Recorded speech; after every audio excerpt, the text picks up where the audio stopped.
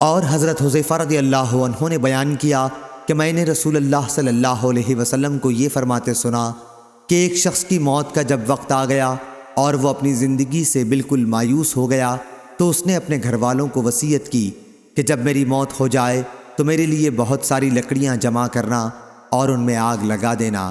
جب آگ میرے گوشت کو جلا چکے اور آخری ہڈی کو بھی جلا دے تو ان جلی ہوئی ہڈیوں کو پیس ڈالنا اور کسی تند ہوا والے دن کا انتظار کرنا، اور ایسے کسی دن میری راکھ کو دریا میں بہا دینا۔ اس کے گھر والوں نے ایسا ہی کیا، لیکن اللہ تعالیٰ نے اس کی راکھ کو جمع کیا اور اس سے پوچھا، ایسا تو نے کیوں کروایا تھا؟ اس نے جواب دیا کہ تیرے ہی خوف سے اے اللہ۔ اللہ تعالیٰ نے اسی وجہ سے اس کی مغفرت فرما دی۔ حضرت عقبہ بن عمرو رضی اللہ عنہ نے کہا کہ میں نے آپ کو یہ فرماتے سنا تھا کہ یہ شخص کفن چور تھا۔ صحیح بخاری حدیث نمبر 3452۔